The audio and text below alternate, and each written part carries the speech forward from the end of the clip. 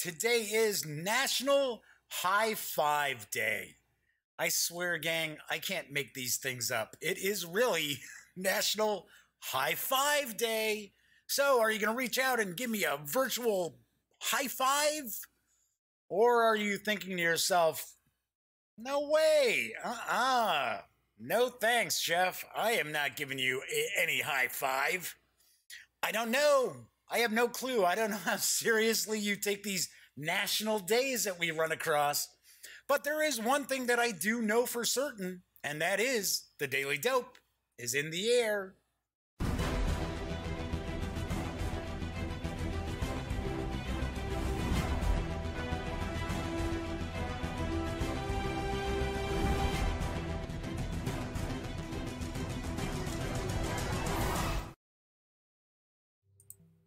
Howdy, howdy, howdy, gang. Yes, I am back once again. I'm Jeff McAleer, your host here at the Daily Dope, as well as happening to be the Grand Poobah of the GamingGang.com.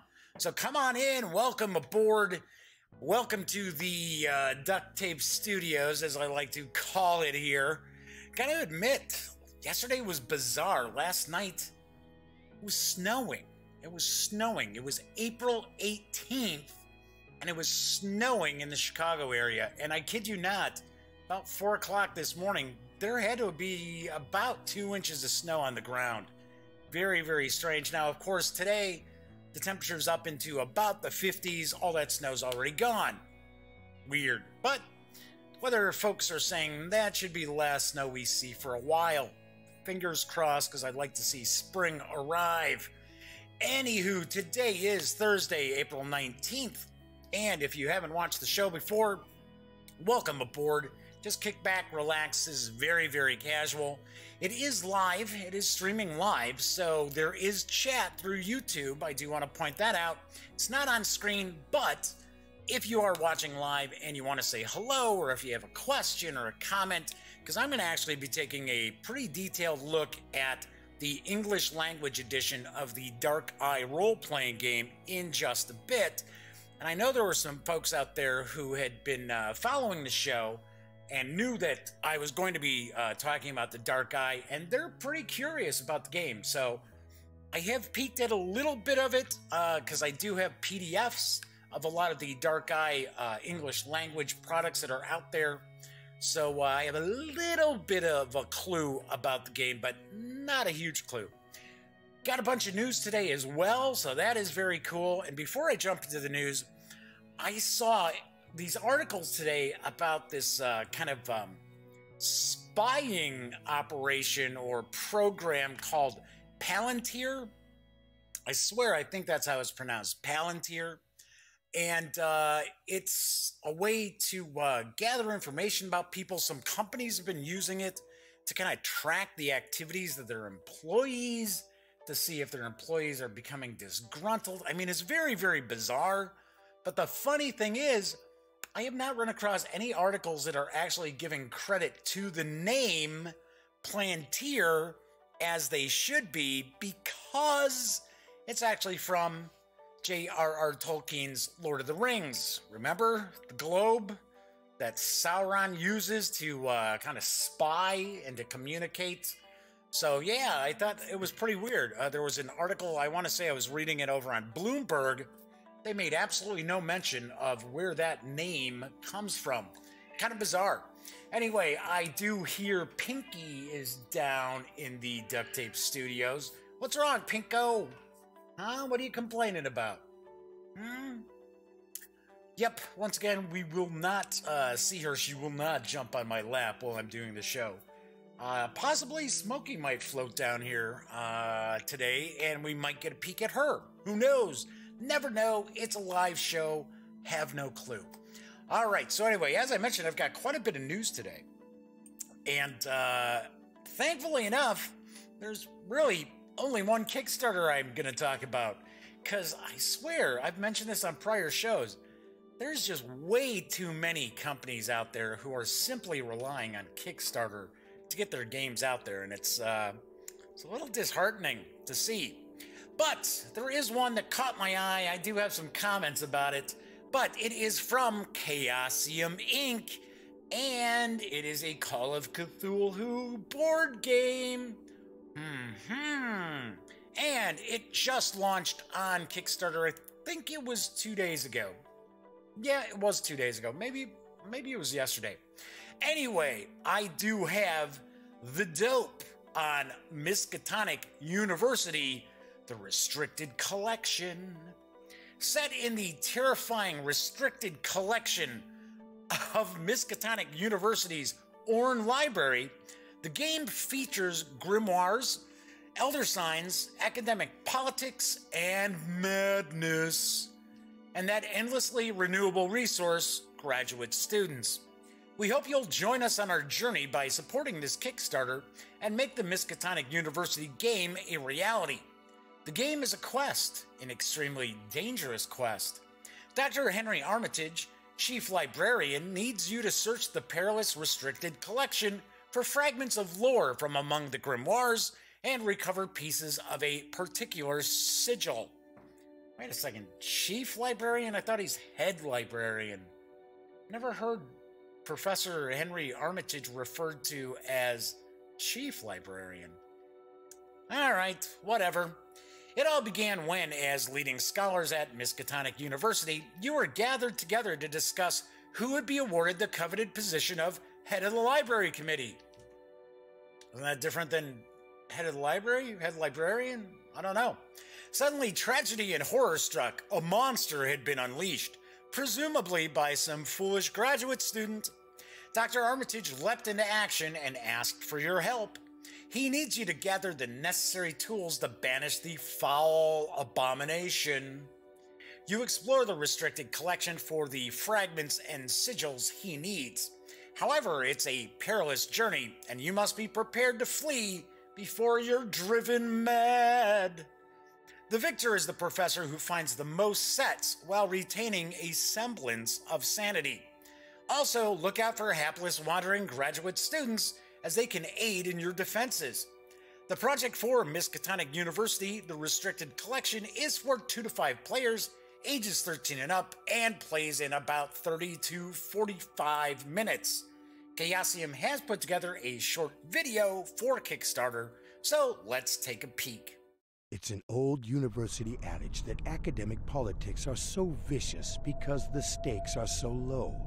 But as leading scholars at Miskatonic University, the fabled seat of learning, you know the stakes couldn't be higher. Chaosium, creators of Call of Cthulhu, the definitive role-playing game of Lovecraftian horror, present Miskatonic University, the Restricted Collection.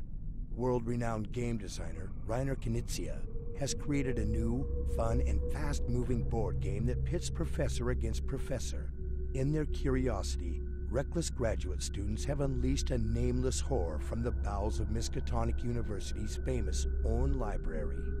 Players desperately search the treacherous Restricted Collection, looking for fragments of eldritch lore and arcane sigils to help the chief librarian, Dr. Henry Armitage, defeat it. But forbidden knowledge comes at a price. Knowledge that may drive them mad, or at least drive them screaming from the library. Miskatonic University, the Restricted Collection, is a game for 2 to 5 players and takes around 30 minutes to play. In true Lovecraftian style, players are seekers of secret wisdom. They always have the opportunity to go deeper, to push their luck, but in so doing, risk their sanity and their souls. A game consists of 5 rounds. In each round, defenses get used, the points to be won increase, tension builds, and the professor's resolve is tested. Players take turns to select cards, with points awarded for completing sets. But if 2 of the same card are turned over, players will be expelled from the library, unless they can defend themselves. Each player is armed with defense cards, allowing them to reflexively drop what they've just found, or even provide a gift to their opponents. Hapless graduate students, which we all know are endlessly renewable resources at Miskatonic University, can also be found wandering the stacks, providing a degree of help. The winning professor is awarded the glittering prize of head of the library committee and their own key to the restricted collection. Miskatonic University, the restricted collection, is on Kickstarter now.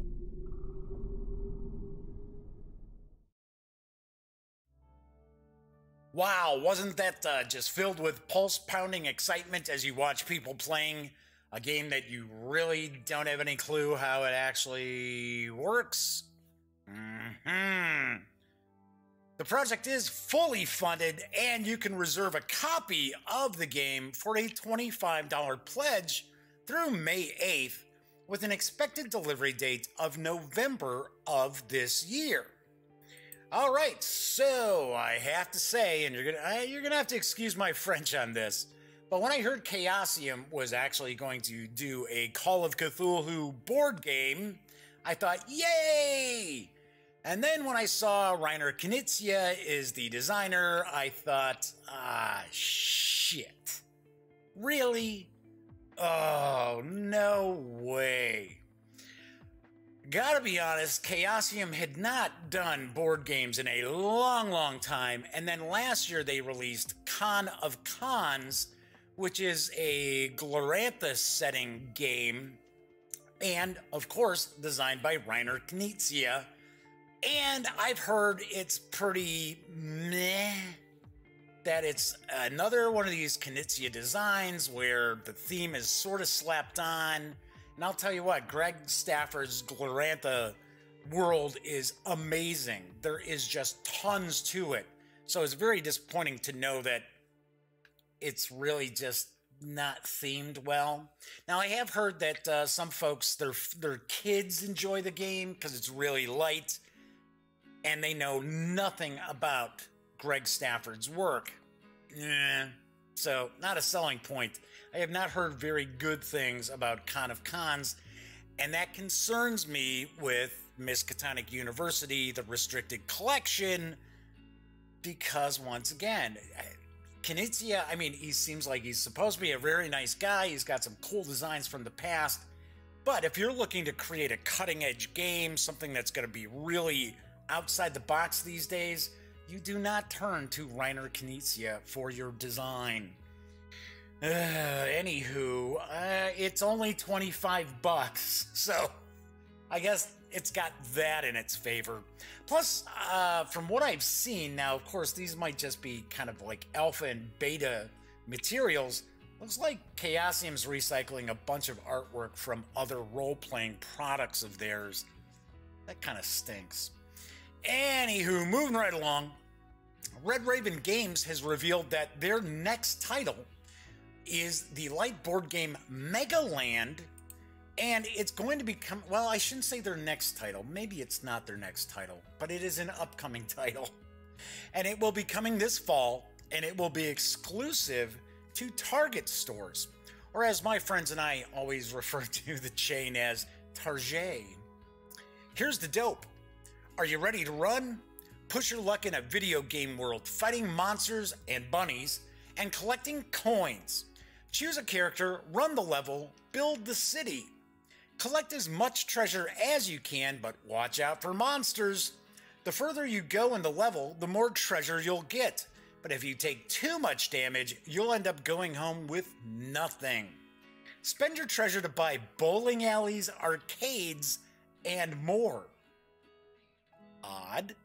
You can also use treasure to buy more hearts for your character, letting you go deeper into the level on your next turn. You win by earning the most coins. Megaland is for 2 to 5 players, ages 8 and up, and will play in about 20 minutes. Obviously enough, it does have a very heavy kind of arcade game feel to it. Anyway, the game is going to carry an MSRP of $24.95 when it arrives this fall at Target stores nationwide. I like the artwork. I know nothing about the game. I know nothing about the gameplay. But I do have to point out, I think the artwork is pretty cool. Though I have to admit, Red Raven Games really needs to change their domain, their web address. It looks cheesy where it's redravengames.squarespace.com. it should be easily taken care of to just make it redravengames.com. You really don't need your hosting to be part of your web address. Anywho, that will be coming in the fall. So, family gamers out there, keep your eyes peeled, and when it releases, I'll have more info about it. Alright, since today is Thursday, and I love looking at RPGs and talking about role-playing games on Thursdays, I've got some RPG news. And if you're a fan of Modiphius Entertainment's Conan Adventures in an Age Undreamed Of, then you'll be pleased to know that you can now delve into the Hyborian Age sorcery in detail in the Book of Skelos, which is now in print. Here's the dope.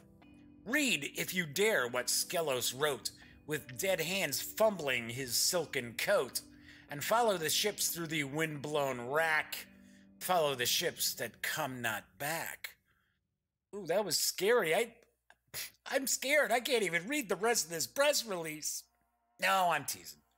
The Book of Skelos delves into the deepest mysteries of sorcery in the Hyborian Age, dramatically expanding the rules for sorcery and all things magical for game master and player characters alike. Included within the pages are rules and guidelines on handling player character and non-player character sorcerers, the usage of sorcery in campaigns, a host of magic items, creatures of the outer dark, and new skills and techniques to bolster any sorcerer's repartee. What? That? Repartee. Duh. Zoinks! So, don your wards and charms, step inside your circle of protection, and read these accursed pages. Gotta point out, there is a lot of stuff in this book. A lot of archetypes, spells, you name it, it is in there. So it is jam-packed. I'm just not going to read about every single item included in the Book of Skelos. Developed with leading Conan scholars, this is the darkest sorcery of the Hyborian Age, revealed at last, as Howard created it. The 112-page Conan, the Book of Skelos, can now be had in hardcover for approximately $28.40, which also includes the PDF.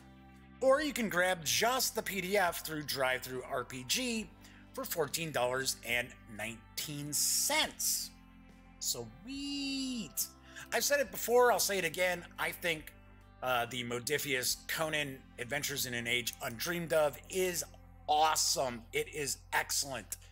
Gotta say, I have not had a chance to really look through a lot of the supplemental material that's come out, because I know they've got like Conan the Thief, I think Conan the Pirate is like a new one, or it's on the horizon. But the core rulebook I thought was just phenomenal. I thought it was awesome. All right, so if you say you're a fan of Starfinder and you've been looking forward to some official Paizo releases, you'll be happy to know that Paizo has released Starfinder Pact Worlds, and I've got the dope. Paizo Inc. has released Starfinder Pact Worlds. I just said that. The 216-page hardcover guide to the Starfinder role-playing game's core worlds and civilizations.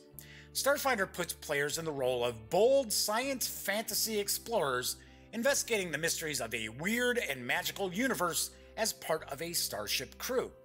Starfinder Pact Worlds is available for purchase at game retailers and, of course, at Paizo.com. Starfinder Pact Worlds includes in-depth gazetteers of the system's 14 major worlds, from high-tech Virces and the draconic empires of Triaxis. You know I'm going to get all these just completely wrong as far as pronunciation, but I will try to venture on to the necromantic wastelands of Eox, or magical bubble cities floating on the surface of the sun. Each features a detailed world map, residents and cultures, settlements and adventure locations, a unique theme to customize characters from that world, and more. It also includes new playable alien races, from the undead Borace to plant-like Khazars. New starships, from the living vessels of the Xeno Wardens to sinister Hell Knight citadels. There's also a codex of themed NPC stat blocks to help game masters create vivid encounters. There's new archetypes for every class, including the Star Knight, Skyfire. Need a sip. Need a sip here. Skyfire Centurion and Divine Champion.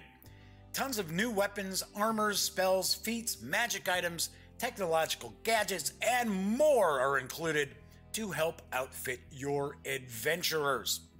Starfinder Pact Worlds takes a deep dive into the worlds and cultures of the core Starfinder setting and details some of the most notable locations on these worlds, said Robert G. McCreary, Paizo's Starfinder creative director. The book is full of exciting adventure hooks, and it has a ton of new rules content too, like themes and archetypes associated with worlds and factions within the setting. There are also some beautiful new starships like the Imodian Cathedral ships and the Living Garden ships of the Xeno Wardens. But I'm especially excited about the new playable races, including the Bantrids, curious aliens who roll around on foot orbs and are always in motion. The 216-page Starfinder Pact World supplement is available now in hardcover for $44.99 or in PDF for $9.99. Sweet! I did a review of Starfinder and I liked it. I thought it was pretty cool, and I thought Paizo had really gone the extra mile because they could have just sort of done Pathfinder in space, but they really didn't. They really didn't. They created something new and unique, and I really dug that. As with some other RPG systems out there, I only saw the core book, so I haven't seen any of the other stuff coming out. I know there hasn't been a ton of official Paizo releases outside of, I believe, the Adventure Path that's currently going on, but this Pact Worlds looks pretty cool. Seems pretty interesting. And I gotta point out, $10 really for the PDF, and that is not where it's you add $9.99 to get the PDF if you get the hardcover. It's $9.99 for the PDF. That's a smoking deal. That's a cool deal. I believe the core rules for Starfinder are not very expensive in PDF either. So that's pretty cool. Pretty nice. All right, moving right along. I got yet more RPG news because today marks the release of the fantasy sourcebook Realms of Terrinoth from Fantasy Flight Games for their Genesis role-playing system. And I've got the dope. Enter a world of ancient magics and terrible dangers. Hate when that happens. Ready your sword and spellbook for adventure in the fantasy land of Terrinoth. Using the Genesis role-playing system, the sourcebook allows players to explore the magical rune-bound setting filled with tragedy and mystery. Terrinoth faces darkness on all sides. Ghastly skeletal reanimates, raging dragons, and even horrific demons. And heroic characters are needed more than ever to rise to its defense. With Realms of Terrinoth, you'll be ready for the challenge. This supplement for the Genesis role-playing game includes the history of Terrinoth, from the primordial fall of the elves to the fiery invasion of the Dragon Lords and beyond. Character creation options for playing races like Latari Elves, Orcs of the Broken Plains, Catfolk, Forged Dwarves, and Gnomes. New character careers such as Mage, Scoundrel, and Warrior. Heroic abilities that allow characters to perform singularly wondrous feats, create powerful signature weapons, and more. There's new weapons, gear, mounts, services, and other items essential for adventuring in Terrinoth and the other lands of Minara. You can even wield one of the fabled rune-bound shards. An Infinity Stone, possibly? There's crafting rules for fashioning unique weapons, powerful magic items, and mysterious alchemical potions. New rules for using magic, including spells for reanimating the dead, calling upon the gods for aid, and accessing primal forces. A tour across Terrinoth, home of the valiant Deccan lords, but also the foul mistlands of the undead. Delve into the ancient elven forests and the dwarven kingdoms underneath the Dunwar Mountains, as well as the far-off desert sands of El Kalim, the frozen wastes of Ishheim, and the deadly jungles of Zanaga. You can score the 266-page PDF right now through DriveThruRPG for $24.95. The hardcover was supposed to be hitting your friendly local game stores today, and it does carry an MSRP of $44.95.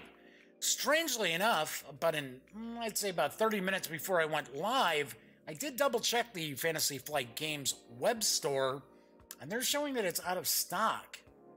So I don't honestly know if it's really sold out on their web store or if they just haven't put it on sale yet, but it's supposed to be in stores and I believe online retailers today. I have not taken a look at Genesis, I'll be the first to admit. It's supposed to utilize the same sort of mechanics, same kind of dice as the various Star Wars role-playing games, which I have heard really good things about. So, if you are interested in the fantasy setting for Genesis, which actually draws from some of the board games and actually miniatures games from FFG, you might want to check out the Realm of Terrinoth sourcebook. All right, for my final piece of news, I know I had mentioned that WizKids had the pre-paints for Pathfinder Battles Jungle of Despair arriving, I think it's within like the next week or so. I was told May, but WizKids is saying next week, so might be next week, might be the first week of May. But they have announced that they've got yet another wave coming for Pathfinder Battles of their pre-painted miniatures, which will be in October. And I've got the dope on Kingmaker. Kingmaker is the latest 44-figure set release in the award-winning Pathfinder Battles line of miniatures from Paizo Inc. and WizKids. Pathfinder Battles Kingmaker miniatures come in two product configurations: the standard booster and the standard 8-count booster brick. Kingmaker follows the lead of popular Pathfinder battle sets like Jungle of Despair. Guys, how can you say it's popular? It's not even out yet. That's cheating. I'm sure it'll be pretty popular. Anyway, to provide a legion of high-utility monsters and heroes suitable for any fantasy role-playing campaign. From the disciplined Oni Mage to the deadly Soul Gorger, and a special visit from Jethal, an elf inquisitor with a dark reputation. Make sure to keep an eye out for the rare dungeon dressing inserts that add realism and fun to your fantasy gaming. Kingmaker is packed with the adversaries your game is looking for. It'll include 4-figure boosters. Pathfinder Battles Kingmaker standard boosters will contain 1 large figure and 3 medium or small figures. The Pathfinder Battles Kingmaker standard bricks contain 8 standard boosters, so it's 32 figures per brick. The Pathfinder Battles Kingmaker standard case includes 4 standard bricks, so 32 standard boosters, 128 figures per case. Purchasers should get no to very few duplicate figures in a brick. Don't know. Buyers who purchase factory sealed cases should get a nearly complete set of figures. Yeah, but a case is 32 boosters. That's kind of crazy. But as with any randomized product, collation is not guaranteed. Available this October, the 4-figure boosters will carry an MSRP of $15.99. A brick of boosters, which is 8 boosters, will be $127.92. And of course, multiply that by 4 if you want to get the case. Do want to point out, as usual, there's also a case incentive that includes 2 large models representing a huge Earth Elemental and a huge Water Elemental, which, strangely enough, the Water Elemental has breasts. Looks like it's got breasts. Kind of weird. Anyway, these will be packaged together in a single box, which means your retailer can purchase one for each case of 4 bricks which are ordered. And this special case incentive should carry an MSRP of $49.99. But of course, because it's an incentive and not every retailer is probably going to order them, I would expect you're probably going to be paying quite a bit more than $50 for these special case incentives. Do have to point out, these look really sharp, and I have seen some of the pre-paints at last year's Origins fairly close up. They were in a case, but they look really, really cool. They look pretty sweet. And even as someone who paints miniatures, you might only want to give them, maybe a quick wash or maybe a little bit of a dry brush to kind of make them pop a little bit more, but they look pretty sweet, pretty cool. All right, so that is it for the news today. Like I said, had quite a bit of news, so that was pretty cool. Boy, I tell you, sometimes it's like, just talk. Need to take kind of a little bit of a break there. So, I'm going to dip into the mailbag before I start taking a look at the Dark Eye. And, someone had thrown up a comment. It was kind of spammy. And they were like, oh, stop drinking diet soda. It's like, well, I want to point out that I'm actually drinking what's known as Diet Right Pure Zero. There's no caffeine, there's no sodium, no calories, no really nothing. So it is a bit better for you than, say, like Diet Pepsi, Diet Coke, things like that. Anyway, so got a couple items from the mailbag. And of course, if you have a comment, question, suggestion, what have you, you want to reach out, you can always email mailbag@thegaminggang.com. And a lot of times I will select a question or comment or whatever and kind of talk a little bit about it on the show. Do want to point out this is probably going to be a pretty long show today because, like I said, lots going on, lots cooking. So first off, Kevin in Austin, Texas asked, why do I seem to have a disdain for Board Game Geek? And from watching a few episodes, I guess Kevin must be a regular watching the Daily Dope. Kind of got the impression of that I don't like Board Game Geek, and that's really not the case. I really don't. Honestly, I really don't care about Board Game Geek. I'm on Board Game Geek. I don't spend much time on Board Game Geek. All I really do is I will post the videos of the Daily Dope, and of course before the Daily Dope, when I would do like unboxings or reviews, what have you, I'll post it to the appropriate game, but I don't spend much time on Board Game Geek. And it's, a lot of it has to do with some of the folks that are on Board Game Geek. And the vast majority of people on BGG are just normal, regular gamers. They're everyday, normal people like you watching at home or on the bus or wherever you might be watching this. And me, right? Kind of, regular sort of folks. Then you got people who, I don't know if they're seriously suffering from Asperger's syndrome or something. They are just way too wrapped up in board games and things like that. I mean, I'll be the first one to say, I am not the sort of person who is going to go on Board Game Geek and log every game that I own and log every game, every time I play a game. I mean, come on. To me, that's ridiculous. Get a life, okay? Board gaming is a hobby. It's fun. It's enjoyment. It shouldn't be a super amount of work or something that you gotta sit there and run spreadsheets over what games you're playing. So what tends to happen is I will get comments from people, because most people are like, yeah, I like the video, like the channel, like the website. They really don't say much. They usually don't chime in.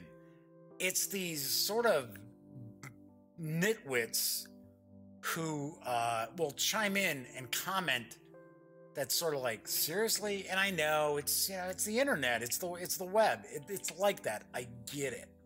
But I'll give you a great example. Now, I had nothing to do with this comment being removed, but I did the review for the Northern Territory expansion for Grimslingers the other day, which is from Greenbrier Games. And my big knock on the expansion was the rule book was a mess, and the company had taken a step back from what I felt, because they had gotten pretty good, or I should say, they got better at the rules presentation, and you didn't have to sit there scratching your head so much. So, like, the 4th edition of the Grimslingers rules came with the expansion, and they were kind of a mess. So this person's like, messy rule books. Well, there's gems out there. There's games which are gems that you would never play because you just say it's a messy rule book. And I'm thinking, okay, first of all, dude, and it was a dude. Like, have you seen a few of my nearly 500 reviews I've done? There are games out there that I really, really like that I have dinged because their rule books are atrocious. I'm not the sort of person that's like, oh, this rule book makes me have to, think or look stuff online, so forget it, I'm not playing this game. I am not that sort of person. But I am the sort of reviewer who is going to ding a game if you need to go online or watch videos or download FAQs and things like that just to play a game. It's going to get dinged in the review score. That's how it works.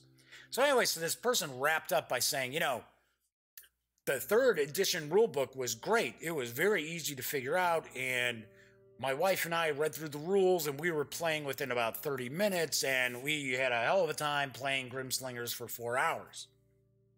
Which is cool, but the expansion doesn't come with the 3rd edition rulebook. So that's what I'm talking about. Dopes like that. Oh, you're going to rip on me about knocking the rulebook for a game. Obviously, you have not seen the 4th edition of the rulebook. So that's what I've got against Board Game Geek. They've got way too many dipshits floating around they chase people off. I know people who no longer even go near Board Game Geek because of the trolly oddballs that float around. But as far as the website itself, I don't necessarily dislike it. It mainly is kind of like, I don't care about it. Sort of how I look at the Chicago White Sox, right? I don't hate the White Sox. In my opinion, they just kind of don't exist. I don't pay attention to them. So anyway, all right. So the next item actually might be a little more helpful for people. Marlene in Wakanda. Yes, Marlene says she lives in Wakanda, so I will take Marlene's word for it. Wanted to know if I had any tips for a gaming group who finds themselves shackled with a bad game master for role-playing games. Well, that's not giving me a whole lot of detail, but I will say in Game Master's defenses that a lot of times a gaming group don't have a rotation of people, running different games, right? Usually, not always, but usually your group of, say, 4, 5, 6 people, you have one person who's comfortable being the game master. So if they're not up to snuff in your opinion, then maybe you should consider taking on the role yourself, right? It's one of these kind of things where it's like, don't knock somebody until you have to walk in their shoes a little bit, right? So I do want to kind of toss that out there in all Game Masters' defenses, right? The other thing I would point out too is, please, and I've said it before, and I know people for some reason think I can't stand like Critical Role and stuff like that. Once again, another thing where it's like, no, watch these shows where they're playing role-playing games on a stream and that all you want. Enjoy yourself, knock yourself out. Just don't expect your game master to run a game that way. All right? I mean, it just doesn't happen. And hopefully you're not trying to force your game master to run a game like you've seen people on YouTube channels and things like that running games. It's just not fair. But let's say your game master is just, they're new to the whole hobby and things like that. It won't kill you to sit down and talk with your game master and just kind of discuss, and I'm talking as a group, kind of discuss what you like about the way they run their game and what you may not like about how they run the game. And I don't present it as, well, I don't like this. Just say, yeah, you know, we think you might need to work on this a little bit. Because a lot of times players don't tell their game master when they're, you know, oh man, that's just creepy. I don't like that direction that the game is going in, or I don't like that reference and stuff like that. Too many players just kind of sit there and keep quiet, wait till the game session's over, and then say to themselves, I'm never coming back. So I don't know. I mean, I don't know if the game master that Marlene's talking about is kind of like bizarre, weird. I do know that there are some game groups out there. I assume Marlene's a woman that get kind of weird when there's women at the table, and then there's other game groups that are like, yeah, like people I play with. It's like, yeah, everybody's welcome. It doesn't matter. It doesn't matter your sex or race, religion, whatever. I mean, everybody's welcome. It matters as much as it matters to the player, right? Anyway, but yeah, don't be so hard on your GM. And my piece of advice is, if you have not sat down and talked to your game master about what they're doing right and what they could work on, give it a shot, give it a try. It's possible that you're playing in a game system that just isn't a good fit for your group. Maybe the rules are too crunchy, or they're not crunchy enough. Maybe the setting isn't like really grabbing everybody's imaginations. You never know. You can't always put everything on the shoulders of the game master. Plus, if you feel up to it, take on a game yourself and say, hey, I'm going to run whatever. Try not to run the same game your game master's running. Try to run something different and, you know, utilize the things that you want in your game.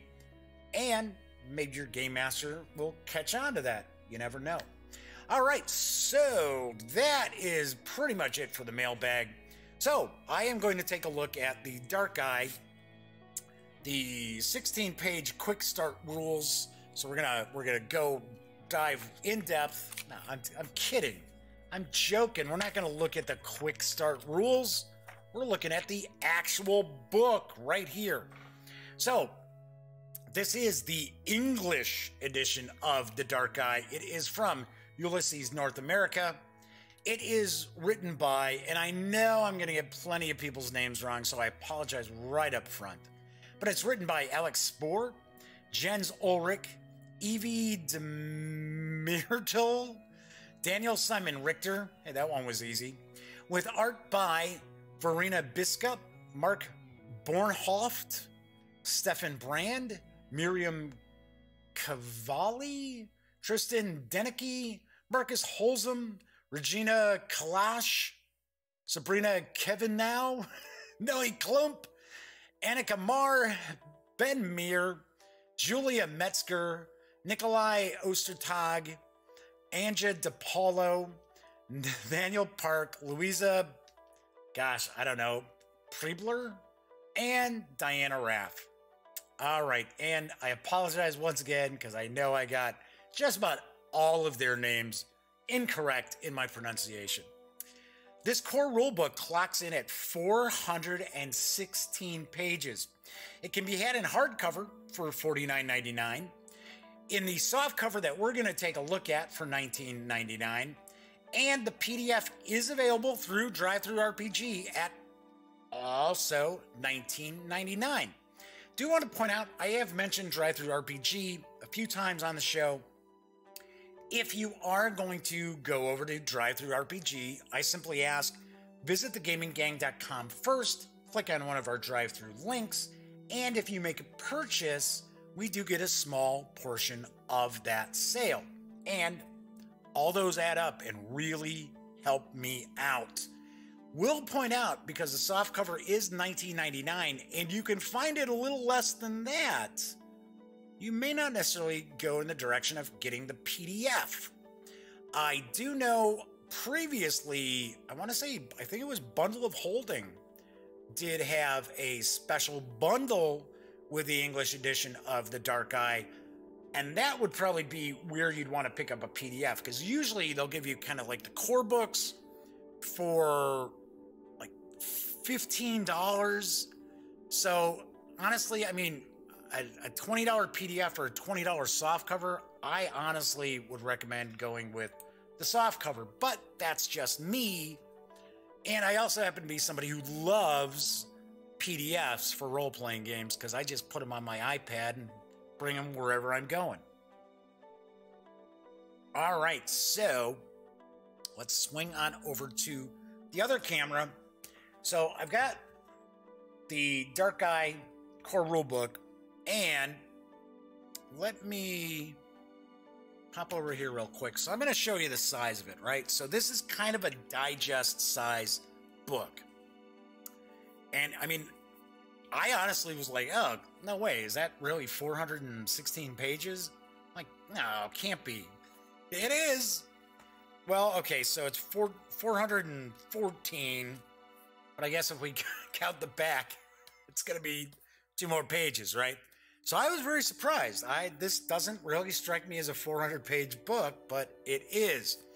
But I got all this stuff for the Dark Eye.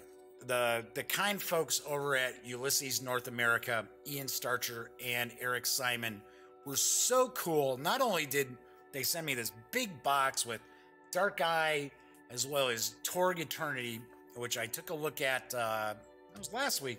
I'll say it was last week. They sent all this Dark Eye stuff and even, the Dark Eye Aventuria card game, which I will take a look at hopefully next week. I think next week we're going to take a look. I was going to do it on tomorrow's show, but when I finish this, I'll kind of talk about what's coming up on the show.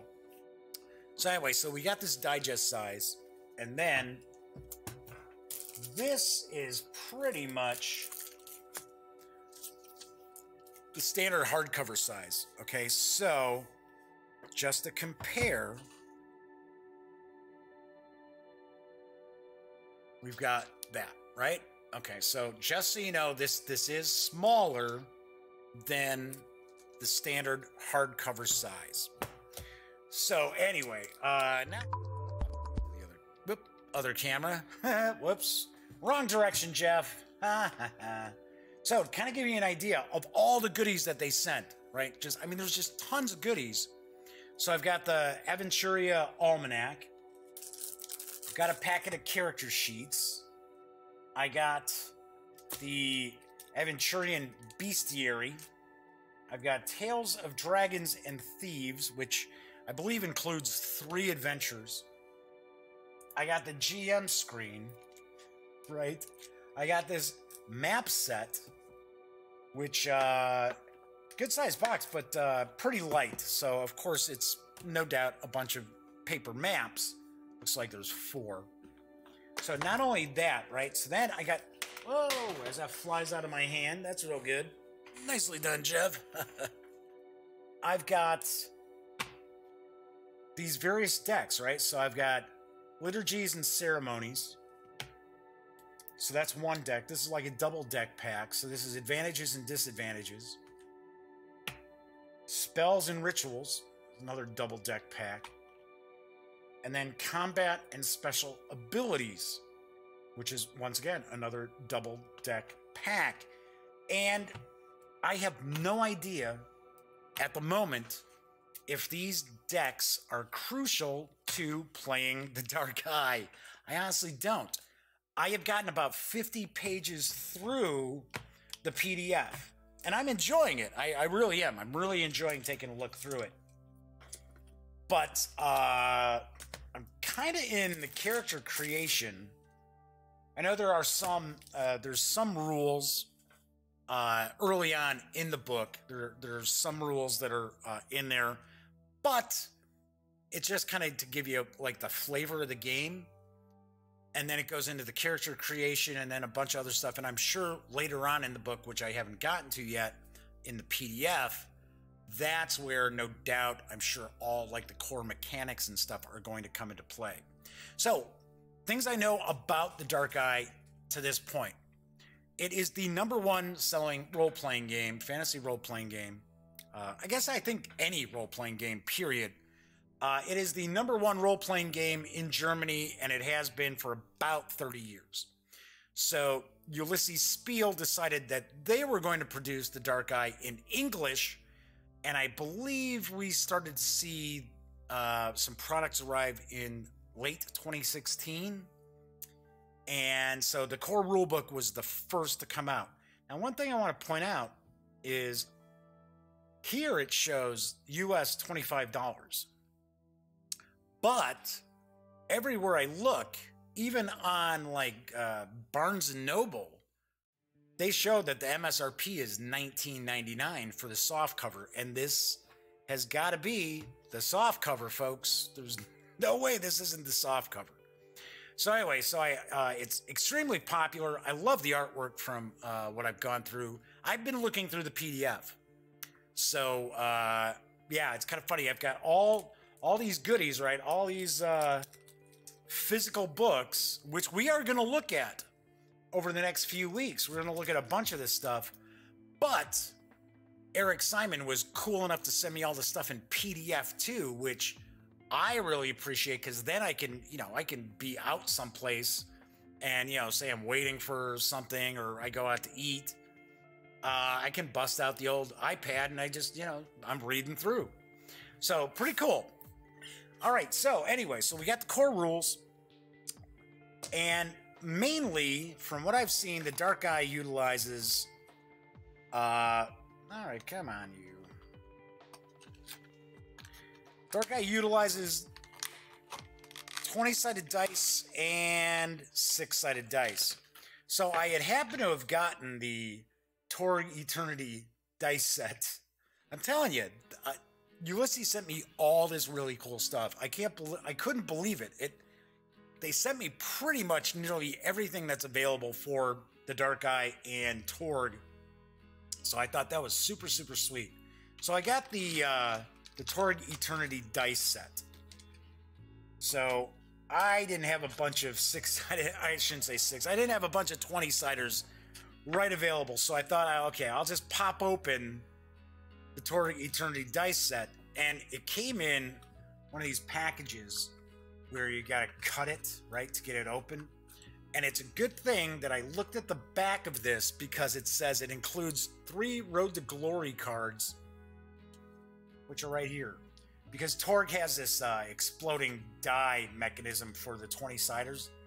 And the funny thing is, if I had just done what I would normally do with a package like this, I would just cut it through right here. I would have cut right through those cards. So it's a good thing I took a peek.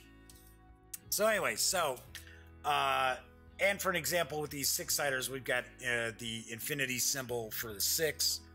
This would actually count kind of as a 6 here.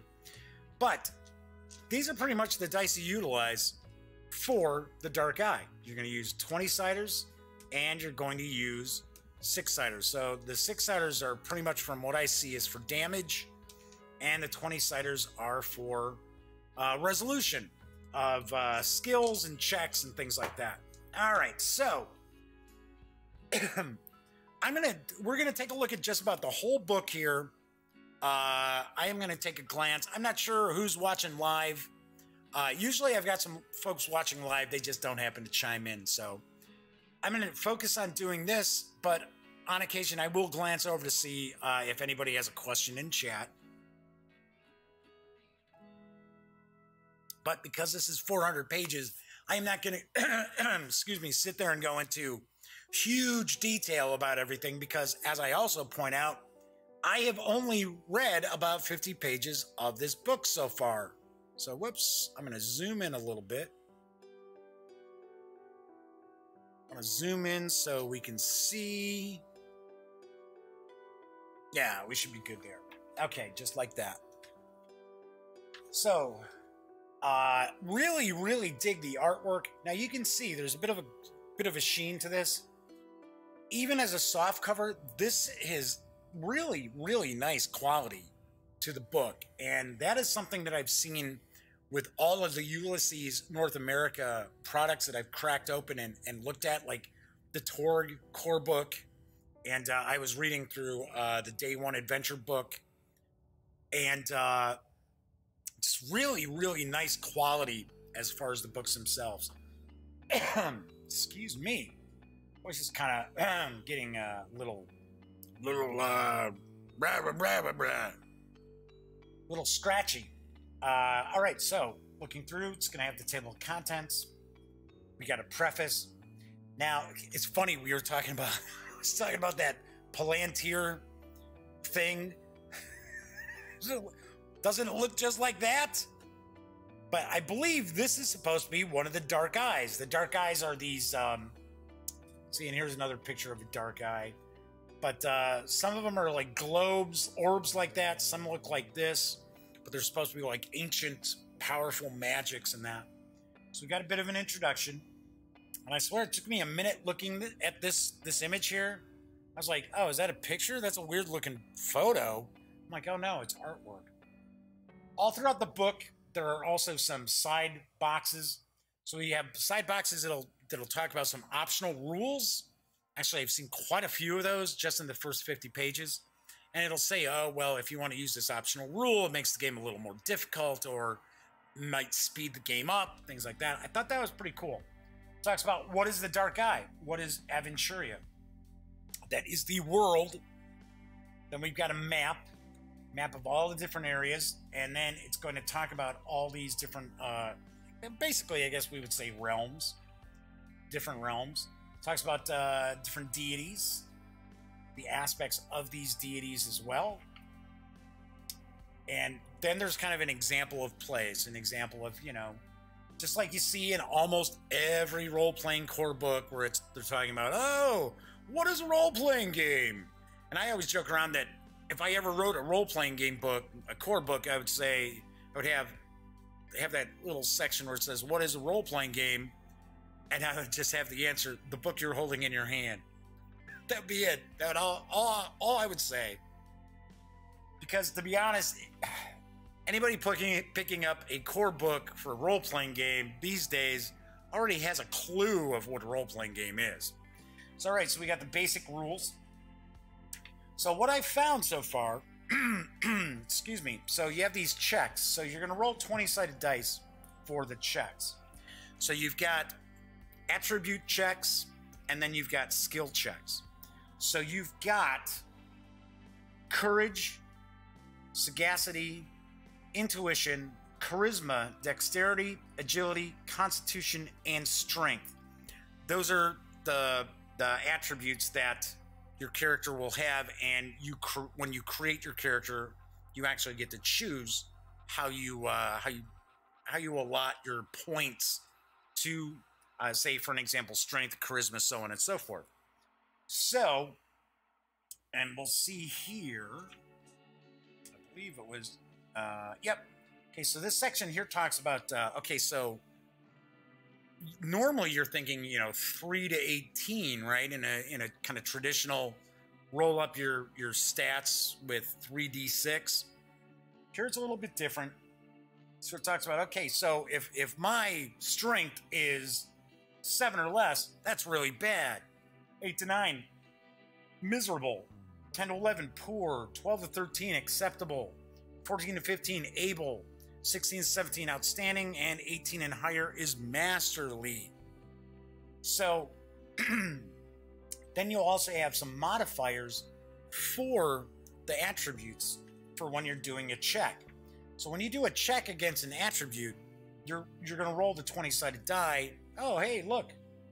All right, sweet. Possibility of a critical success. Nicely done, Jeff.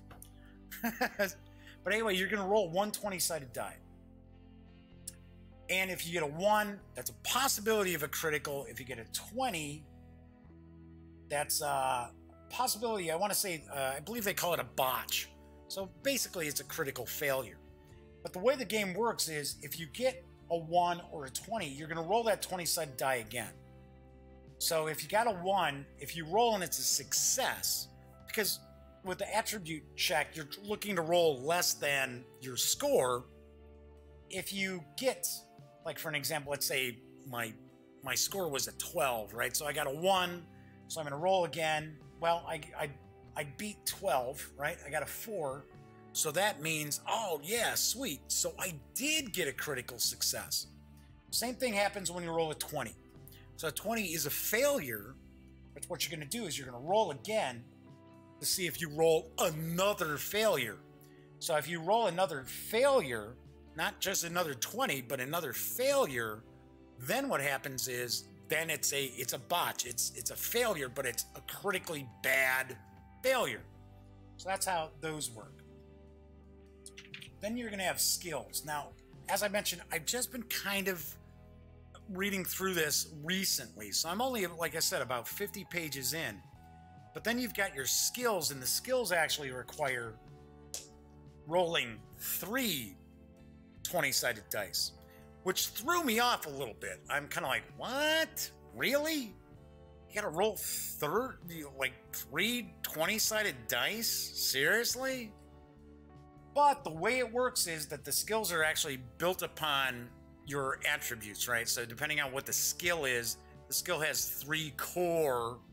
So maybe, let's say, strength, constitution, and, I don't know, agility, right? For a skill. Well, you're going to actually roll against each of those skills. And that's how you're going to do your skill check. So you're going to roll 3 20-sided dice all at one time. This would be pretty bad because I got a couple of 18s in here. So that would pretty much be a failure as far as what's going on.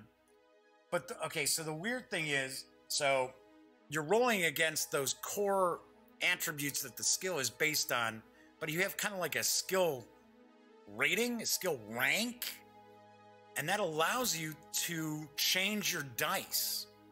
So for an example, if I had a rank of 6, right, so I'm getting 6 from the skill, I could actually change my die rolls up to 6. So I could say, maybe my skill is a 16, so I bring 2 18s, I change to 15s. So now I've got a success, but the way the game works is that if, excuse me, you're looking for what did you have left over from your skills to determine how successful you were at performing that skill. It's a little tricky when you're first learning how to work it, but I can kind of understand it. There's a bit of math involved, not a huge amount of math, but I can see where this is crunchier than a lot of role-playing games. I'm not going to say it's crunchier than like Dungeons and Dragons or Pathfinder. It's just kind of complex in different ways from what I've seen so far. So I thought it's kind of cool how they do your skill is like 8, and let's say you rolled a couple of successes and then you just missed by, a couple of points on your third die that you rolled. And it's like, okay, so I got a skill of 6, so I get rid of, 2 points, brings that down to a success. That leaves me 4 left over, which would be like a level 2 success. So it's like the quality level of your success. So I thought that was kind of cool. And then, of course, like for damage, you've got 6-sided dice. It's going to tell you how many 6-sided dice. Now, of course, there is... you're going to have modifiers to your checks, both skill and attribute checks, and it goes anywhere from like -6 to +5. So if it's something really easy, you're going to actually add to your skill or attribute, keeping in mind that 20 is always going to be a failure, and 1 is a success. Now, if for an example, you have a modifier that brings you down to a 0, that your base score is a 0, you're supposed to be rolling against on your 20-sided die, you can't do what you're looking to do. It's impossible for you to pull that off. So, anyway, just going through here. Then they kind of talk about where you can, because the thing is, you're rolling these 3 different 20-sided dice for these skill resolutions. It's sort of like, okay, so which color, which die is going to represent which of the attributes from the skill. So they've got an option where you can just have different colored 20-sided dice, Let me grab another sip here.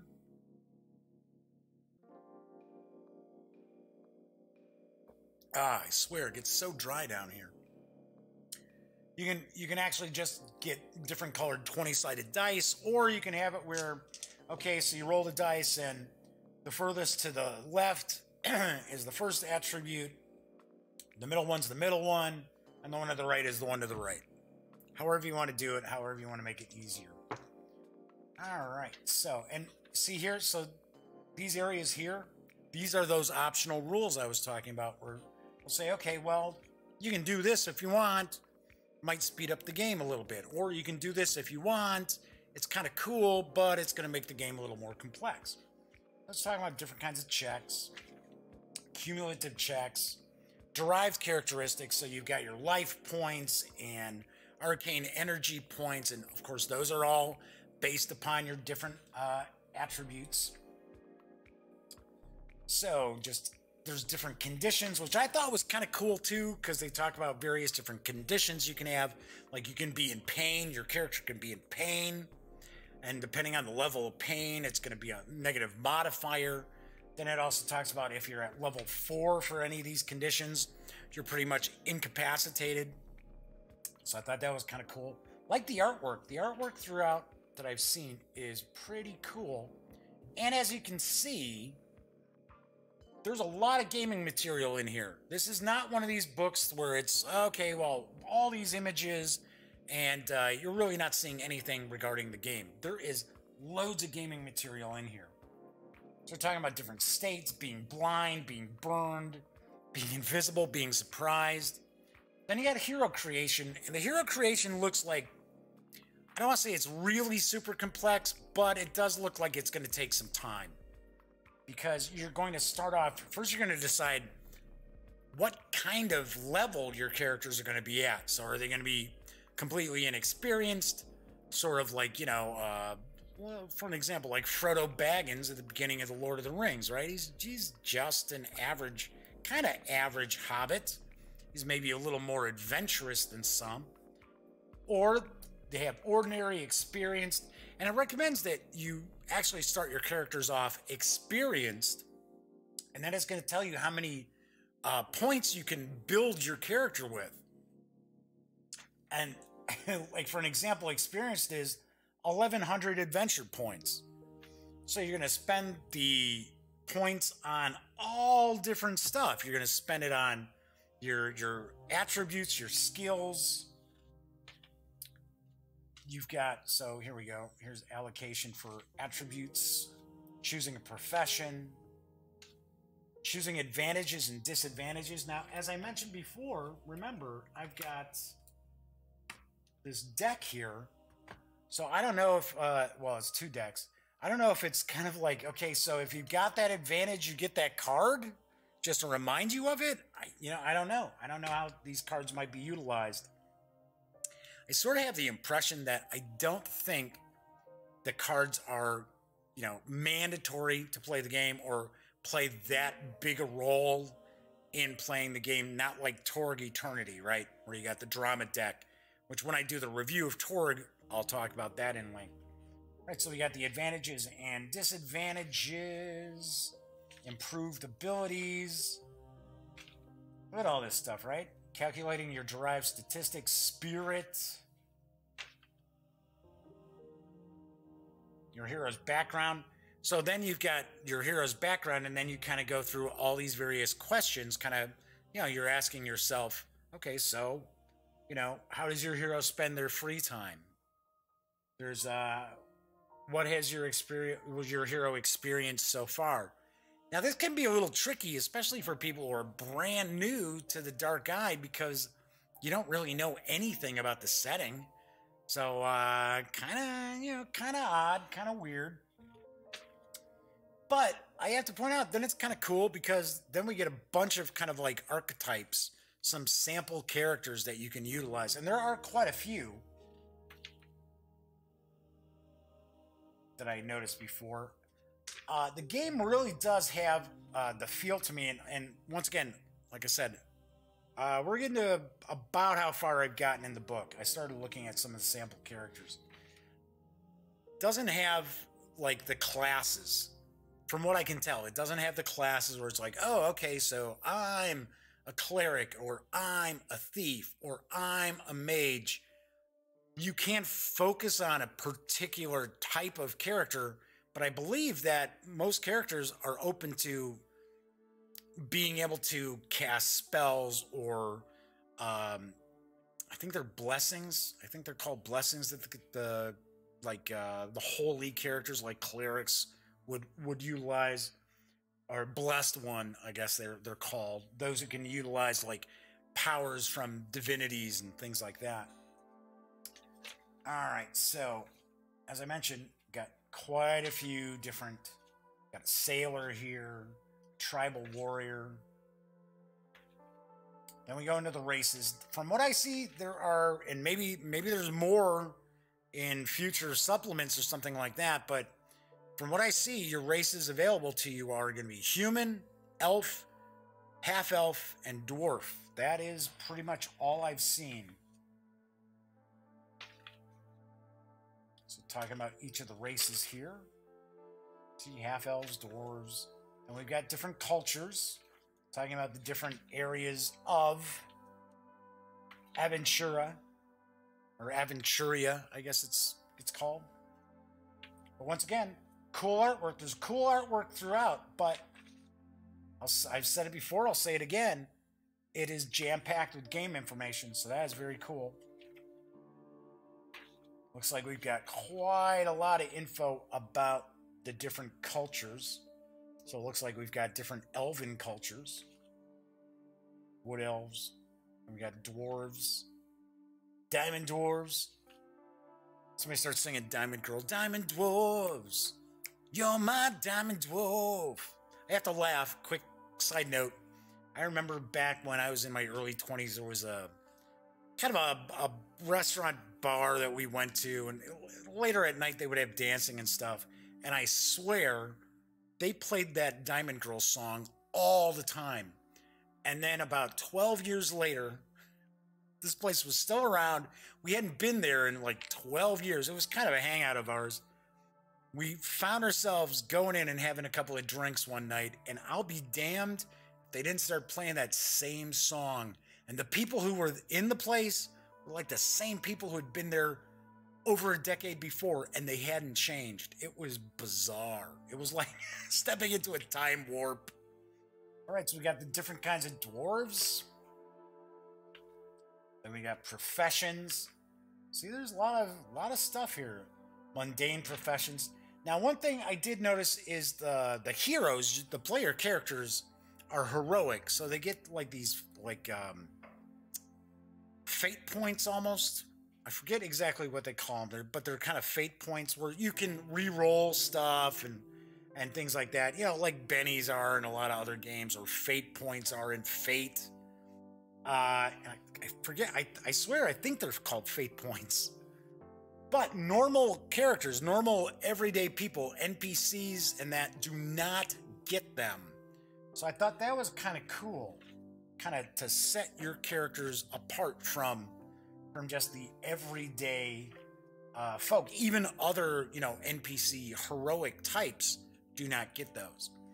Then, of course, there's an option for nobody gets them or everybody gets them. But the way the core rules are set up is only the player characters receive these. So it looks like we've got Hunter and Knight. So yeah, we've got all these kind of archetypes. Mercenary, Merchant, Rogue, Performer, Sailor, Spy, Tribal Warrior, Warrior. Magic professions, we got Spellweaver, Wild Runner, Raven Witch, Cat Witch. Pretty cool. Toad Witch. It's pretty wild. Like I said, very, very nice artwork. Definitely digging this. Okay, so then we've got the blessed professions. So these are, like the holy rollers, I guess I'll say. Quite a few of those. And then we get into the advantages and disadvantages. So right now, we're looking at, look at all these pages. They're effectively devoted to your character creation here. loads and loads of stuff. All right, then we're into skills. Format of skill descriptions. It's got talking about physical skills. And here it's going to tell you what the check is, right? So for flying, it's looks like it's constitution, intelligence, and agility. So remember, those are what you're rolling your, 3d20. So I believe at the last page is a character sheet. So we're going to take kind of a peek at that when we get to it. Because I kind of have the feeling that your skills are going to actually show the skill, your level, and probably which three of the attributes make up that skill, compose that skill, which you got to roll against. All right, knowledge skills. Oh my goodness, they're invisible. They've turned invisible. I assume we're going to find a gear. We're going to find a chapter about gear here. Okay, so we've got some general skills. Yeah, fate points. Yeah, they are fate points. So I guess they've got special abilities you can eventually purchase with your fate points. I think the experience points are called adventure points. And it's not, it looks like it's the kind of game where it's like, oh, okay, everybody gets so many adventure points at the end of an adventure or end of a game session, as opposed to, oh, well, you killed that goblin and that goblin's worth 180 experience points. Oh, and you've got copper as well. Well, they're each worth 1/10 of an experience point. Yeah, so looks as if doesn't go into that much detail as far as leveling up.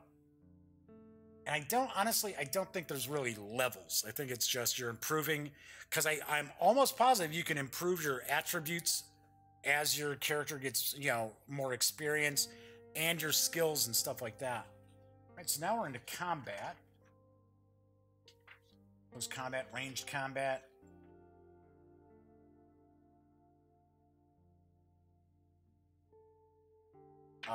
Defensive botch table. I believe this game does include parrying attacks. I believe you can dodge attacks as well. Talking about ranged combat here. Special rules. Combat special abilities. And we got magic. I sort of have the impression that the game itself is kind of along the lines of, and I think this is sort of a thing with some European fantasy role-playing games, where they tend to have kind of a grittier, more realistic take on things. That you don't have like really crazy, way out there monsters and stuff like that. Don't know. I don't know for sure. Now I know Ian Starcher told me that this is a high fantasy game, so it's not necessarily a low magic kind of setting. But I do notice that we're really not seeing anything as far as like game master advice or even kind of a small bestiary yet. So we'll type more magic stuff here. Tradition of the Elves. We're gonna be getting okay, so now we got all the different spells. And I'm sure there's plenty more in the various different source books. There is loads and loads of material out there for the Dark Eye. It is just not out in English yet. So, from my understanding, I really do think that Ulysses North America was set up specifically to bring the Dark Eye to English-speaking, gamers. So, here in the U.S., up in Canada, so on and so forth. So I think this was the core game, but there's other games as well. So of course there's Torg Eternity, which you've already seen the core book for that, or if you haven't, just pop back last week, check out the show. There is also Fading Suns, which is on the horizon, and so Ulysses North America has taken on that. And there's also the brand new Warhammer 40K role-playing game, Wrath and Glory, that's going to be coming out. That is their next big release. The core book is supposed to arrive at Gen Con. So that should be pretty cool because for the first time in a long time, Games Workshop really changed up the Warhammer 40,000 universe. So pretty interesting. And from my understanding, Wrath and Glory is going to incorporate all of that. What is it, 8th edition? I think it's 8th edition. All that into the role-playing game. So pretty cool. Right, so we got more spells. Oh my goodness. There was like some somewhat nudity there. Bear behind. All right, what are we looking at? Oh, okay, it looks like these are just more spells there. Works of the gods. So these are going to be like the blessings. So we got this. And I do believe the magic system here is, once again, you're going to have to roll to make sure your spell activates. And, of course, you can have critical successes. You can have botches. Right, so we've got all this stuff here.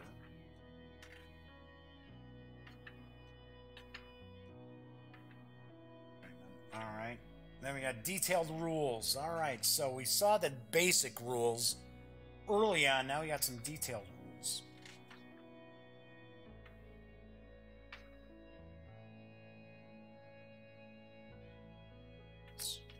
She must be a cat witch, wasn't it? Wasn't that it? Wasn't it a cat witch? Right? Got a little cat on her shoulder.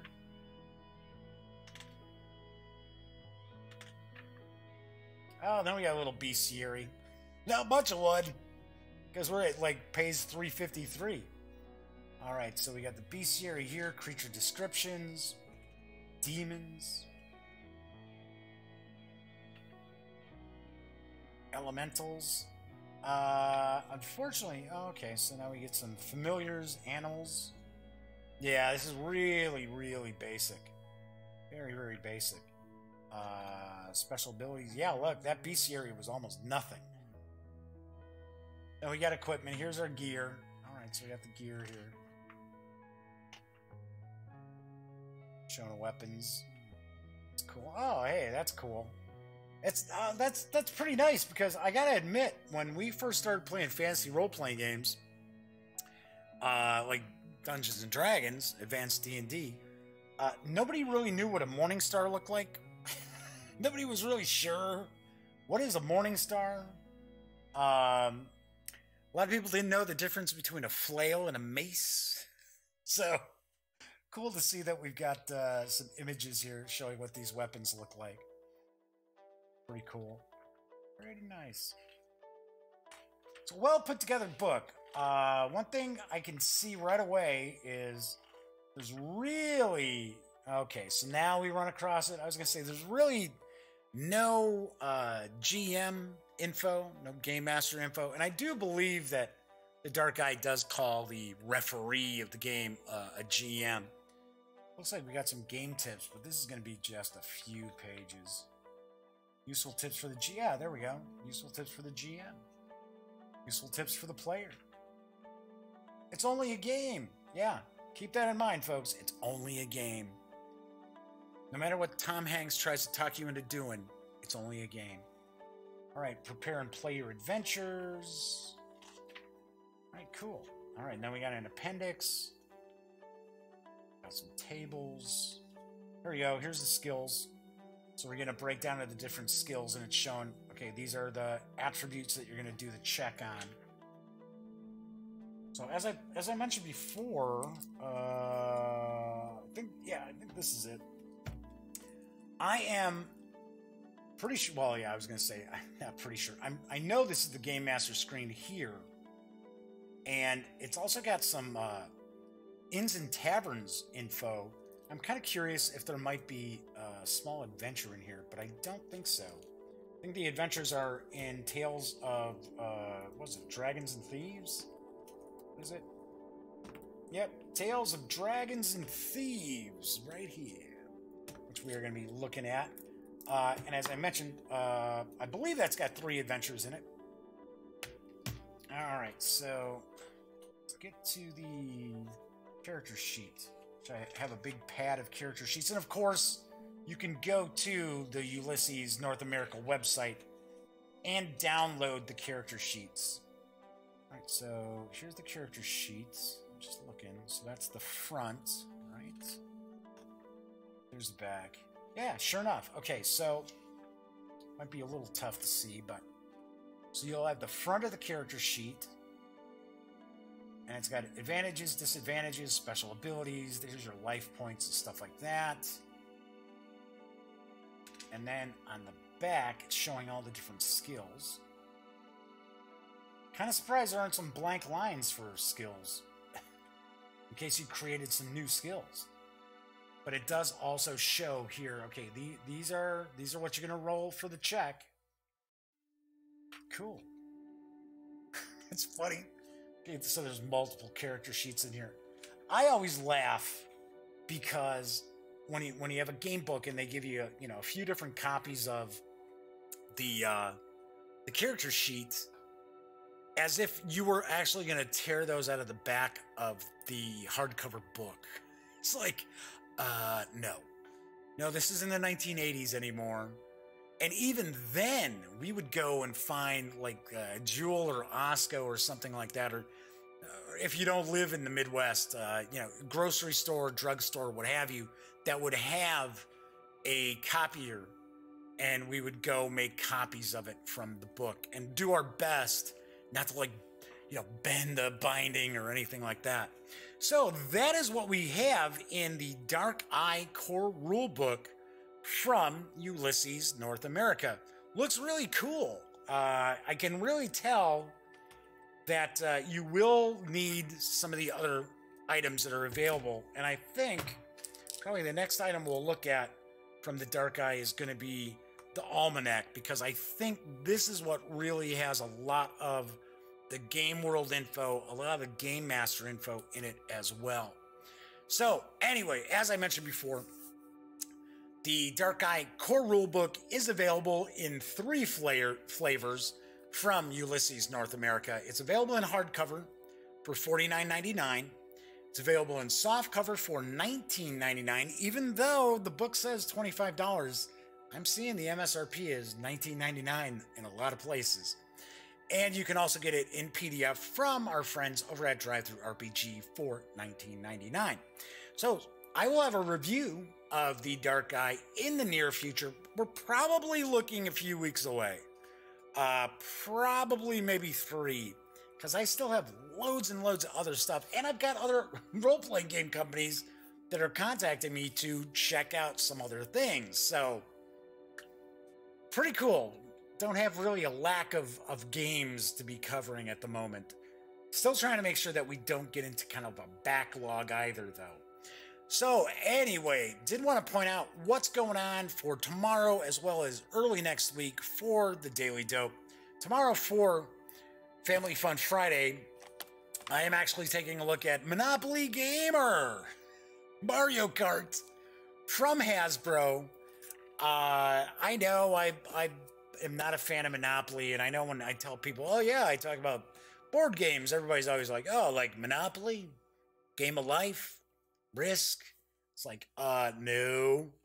But I gotta say, Hasbro was cool. I don't do a lot of stuff for Hasbro. Hasbro asked if I wanted to share this with the audience, and I said, yeah, sure. What the hey? It's kind of a Monopoly racing game. So we'll be looking at that tomorrow. Then on Monday, I am going to take a look at second edition of Block by Block, which is going to be coming to Kickstarter. So we're going to do a little bit of a sneak peek. We're going to bust this box open. I have not opened this box. So you folks know when I'm doing an unboxing, a first look at something, we get to see it for the first time together. I do not cheat and look inside, even though it's not shrink wrapped. Then on Tuesday, all right, hang on a second. I don't want to get a hernia moving this. Tuesday, I am going to review Thunderstone Quest. I am not going to bust out everything from this huge, almost cube-like box, which weighs about 14 pounds or so, because we did take a look at a lot of it in the unboxing. But I'm going to do a review. I'm going to actually review one of the quests, the first quest that's available. The quest that's going to be available in the core game, the basic game, is what I'm going to review. So, move that back over that way. So that's what's coming up tomorrow and early next week. So when you're not watching The Daily Dope, be sure to go visit thegaminggang.com for all the latest in gaming news, reviews, comics, movies, TV. You know the drill. Get your geek on at thegaminggang.com. Once again, I'm Jeff McAleer. I will be back tomorrow, TGIF. So until then, enjoy the rest of your Thursday, and as always, thank you very much for watching.